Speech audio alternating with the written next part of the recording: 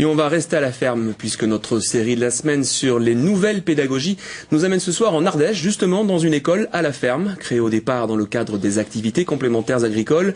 Elle s'est dissociée de l'exploitation pour prendre une forme plus scolaire, mais la ferme est restée très présente dans le projet pédagogique. Voyez ce troisième volet proposé par Elisabeth Philly et Violaine Vermogo. Avant de rentrer à l'école, chaque élève dépose sa popote dans le seau. Les parents inscrivent leurs enfants dans cette école de la ferme pour sa pédagogie inspirée de Montessori et son cadre sauvage, en pleine nature. Principalement pour le contact avec la nature, les animaux. Les enfants, ils commencent la journée, enfin quand il était petit, maintenant un peu moins souvent, mais par faire le pain, aller donner à manger aux chèvres. Moi, j'ai trouvé que c'était des bonnes bases pour être un peu enraciné sur cette terre. Vous connaissez comment nourrir le cochon ? Oui. Et les ânesses, vous faites comme d'habitude. Premier atelier de la journée, nourrir les animaux de la ferme. Une mission qu'apprécient particulièrement les enfants qui abordent ainsi la production animale et végétale. Grâce à cette école, les élèves sont en contact constant avec le vivant. On est plus libre un peu, enfin voilà, on peut faire plus de choses. Tandis qu'il y a des écoles où t'es enfermé, il y a des cours, il y a des grands... Il y a des goudrons, il y a que du goudron. Là, oui, voilà. Et là, il y a la forêt, on peut aller dedans. Là-bas, il y a des grillages des fois dedans. Vous avez déjà été dans une école traditionnelle ? Moi, oui, et c'était très bien. La ferme est très présente dans le projet pédagogique. Les activités font partie intégrante des programmes scolaires. Ça nourrit énormément l'apprentissage parce que quand on fait du fromage, on fait des fractions. Parce qu'avec 1 litre de lait, je vais faire 2 petits fromages, donc il faut un demi-litre pour faire un fromage. Quand on fait le pain, c'est pareil, on va calculer la proportion de levain, on va calculer les quantités, etc. Donc toutes les actions de la vie courante dans une ferme, mais comme à la maison, sont des occasions d'apprendre. Même la jeunette capturée dans un poulailler sert au travail scolaire pour les petits de 2 ans et demi à 6 ans. Et tous apprennent à compter.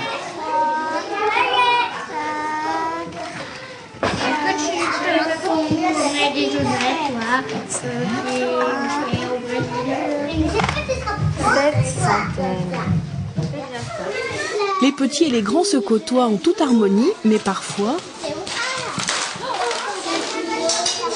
De 2 ans et demi à 6 ans, ils vont avoir plusieurs propositions dans le sens de leur autonomie personnelle, on appelle ça la vie pratique, du développement sensoriel et les bases de langage et les bases de mathématiques.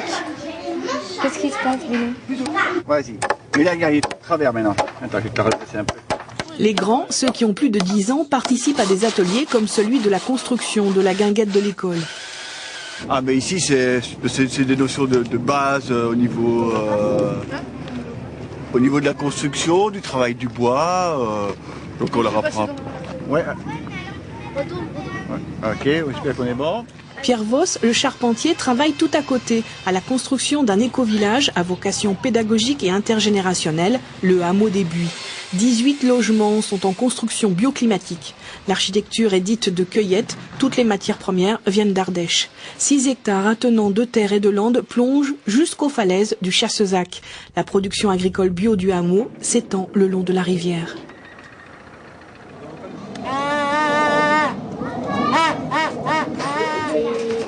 Le S et le S, c'est la marque du pluriel. D'accord ? Donc là, ça marche.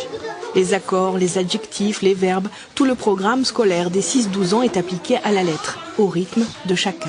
Cette pédagogie permet à l'enfant d'aller à son rythme. Donc c'est vrai qu'un enfant qui a besoin de plus de temps, peut-être il va prendre 1 année supplémentaire. Donc peut-être il ira au collège, pas à 11 ans, à 12 ans.